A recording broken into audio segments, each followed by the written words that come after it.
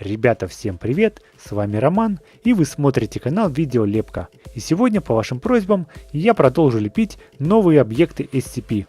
Если вы не смотрели предыдущие видео с этой тематикой, то ссылочку на плейлист я оставлю в описании. Спасибо вам за лайки и комментарии. Если вы еще не подписаны и не хотите пропустить следующие видео, то подписывайтесь и ставьте колокольчик в положении «Все». Сегодня, как обычно, я слеплю 3 новых объекта SCP, и первый у нас будет объект под номером 1499-1. Еще этот объект называют многоглазом, так как у него много глаз. Основным пластилином для лепки этой фигурки будет скульптурный твердый пластилин серого цвета, а для каркаса, как обычно, буду использовать алюминиевую проволоку. SCP-1499 – советский противогаз. Если надеть этот противогаз, то можно переместиться в другое измерение. Это измерение очень странное, пустынное и неуютное, а пространство вокруг заставлено высокими черными башнями.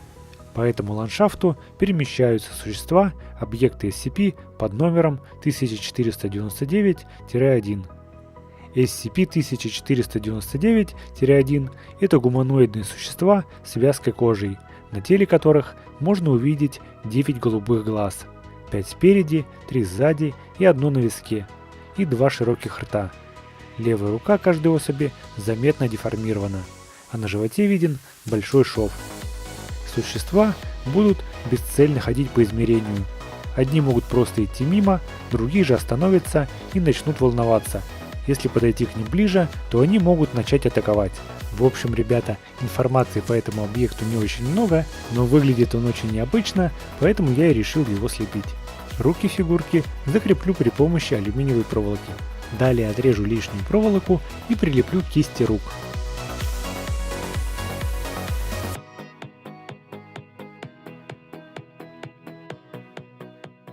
Добавлю еще немного пластилина на плечи.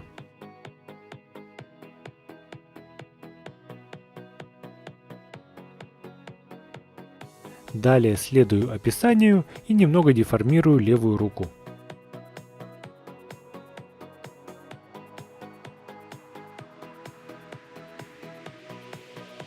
На те места, где будут располагаться ротовые отверстия, добавлю еще немного пластилина.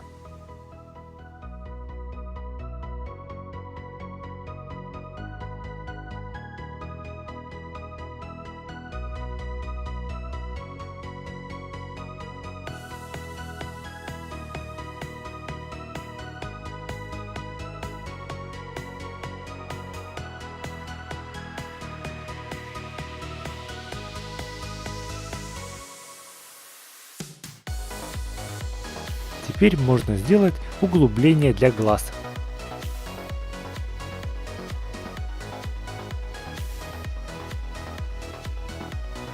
Внутреннюю часть рта закрашу сначала черным пластилином, а потом добавлю немного красного.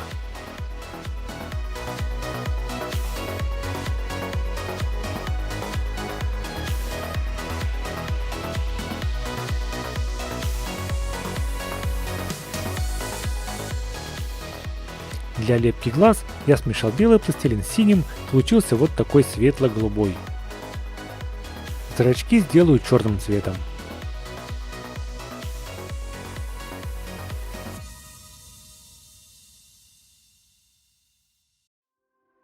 Из пластилина белого цвета слеплю зубы.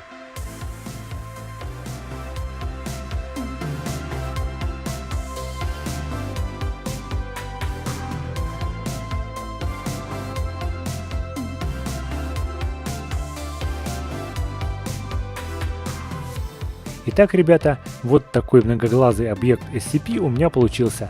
На мой взгляд, получился он совсем не страшный. Но вы как думаете, пишите в комментариях или голосуйте в подсказке. Далее слеплю объект под номером 3325 биоаниматроник. Для лепки этого объекта смешаю зеленый пластилин с небольшим количеством коричневого. Под описание этих объектов подходят аниматроники из всем известной игры 5 ночей с Фредди. А так как многие меня уже давно просят, чтобы я слепил Спрингтрапа из этой игры, поэтому я решил слепить именно его. Из алюминиевой проволоки я сделал вот такой каркас. Внутреннюю часть всех деталей этой фигурки я слепил из серого скульптурного пластилина. SCP-3325 – заброшенный комплекс со множеством помещений разного назначения. Под землей размещены 3 этажа лабораторий, исследовательских центров и зон содержания, в которых можно обнаружить особей SCP-3325-1. SCP-3325-1 – организмы, полученные путем биоинженерии, внешне напоминающие кукол или аниматоров в костюмах, разработанные для съемок в детских телепередачах. SCP-3325-1 агрессивны ко всем людям и другим живым существам. Особи не чувствуют боли и продолжают нападать даже при серьезных травмах. При этом они не имеют какой-либо аномальной стойкости и могут быть устранены с помощью огнестрельного оружия. Все SCP-3325-1 плотоядны. Поведение организмов по большей части непредсказуемо. Находящиеся на содержании особи либо подолгу не сводят взгляд сотрудников, либо проявляют случайные вспышки агрессии. Особи способны произносить несколько фраз, однако способность понимать устную речь не подтверждена. SCP-3325 привлек внимание фонда после того, как местные правоохранительные органы получили от неустановленного лица видеозапись с просьбой о помощи. Автор записи передал координаты комплекса и сообщил о неизвестных организмах. После этого SCP-3325 был найден и исследован. Было получено подтверждение аномальной природы организмов в комплексе. На момент обнаружения особи SCP-3325-1 свободно бродили по комплексу, а все его обитатели либо были устранены, либо пропали без вести. Все обнаруженные особи SCP были захвачены или устранены. Лепить подобные фигурки не очень сложно, но времени занимает достаточно много, так как у них много деталей.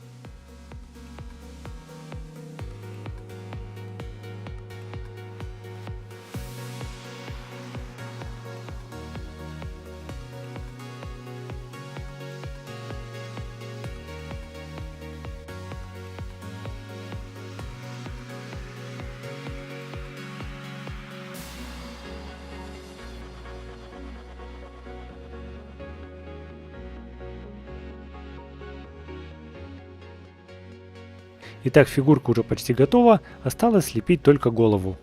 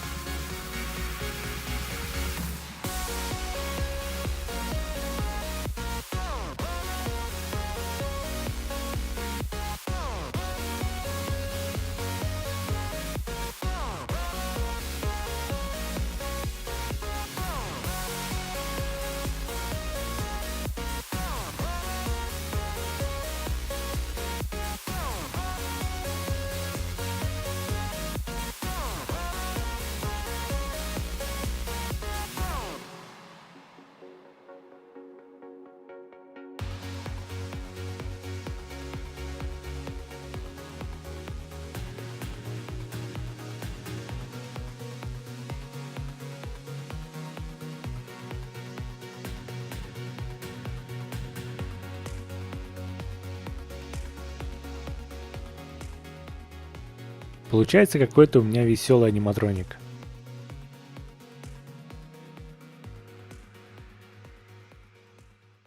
Итак, голова готова, присоединяю ее к туловищу.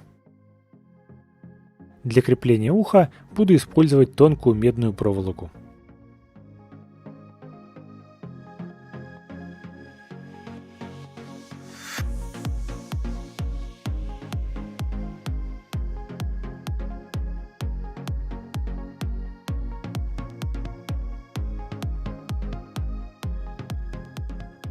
Вот такой объект SCP под номером 3325-1 у меня получился. Далее слеплю сразу двух объектов SCP, они у нас идут под номером 111. По-другому эти объекты называют еще дракоулитки, как будто соединили вместе дракона и улитку. SCP-111 – это предположительно искусственно созданные беспозвоночные существа, отдаленно напоминающие улиток. Размеры взрослой особи SCP-111 составляют примерно 20 см в длину, 12 см в ширину и 15 см в высоту, хотя размеры отдельных особей могут слегка варьироваться. SCP-111 отличаются от обычных улиток следующим: теплокровностью, сложным строением глаз, маленькими рогами, более развитым интеллектом, а также сложным строением челюстей, характерным скорее для позвоночных. Также эти особи SCP откладывают яйца с прочной скорлупой. Наиболее нетипичные детали организмов SCP-111 – небольшие полости под нижними челюстями, содержащие газ метан. Во время выдоха эти особи могут создавать небольшой язычок огня из пасти. Такое огненное дыхание, как правило, наблюдается во время стресса или гнева и служит для предупреждения. Поведение особей SCP-111 не схоже с поведением обычных улиток. Они могут создавать свистящие или ухающие звуки, слышимые человеческим ухом, обладают высоким уровнем интеллекта, а также заботятся о своем потомстве. Вот такие интересные и совсем не опасные SCP. Ребята, если вы знаете и другие интересные объекты SCP, которые я еще не лепил, то пишите в комментариях. Тело этой дракоулитки я сделал из пластилина красного цвета, а для лепки рожек буду использовать темно-коричневый и оранжевый. На спине я решил сделать ей пятна оранжевого цвета. Вообще дракоулитки бывают разных цветов, но я решил слепить красного и белого.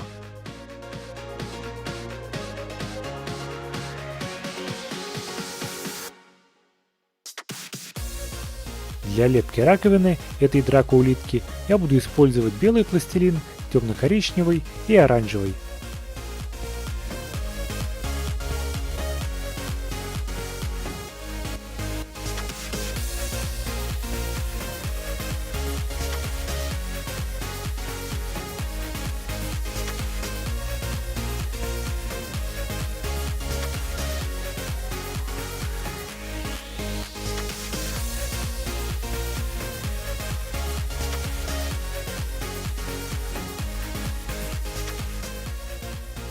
При помощи скальпеля для большей реалистичности сделаю текстуру раковины. Вот такая прикольная дракоулитка у меня получилась.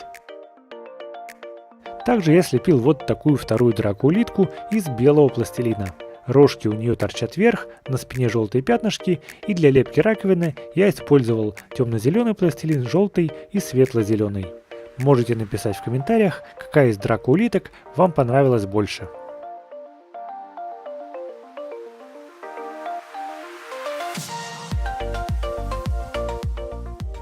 Далее, как обычно, будут приветы от нашего кота Вилли и фотографии лучших поделок из пластилина, которые вы присылаете в нашу группу ВКонтакте.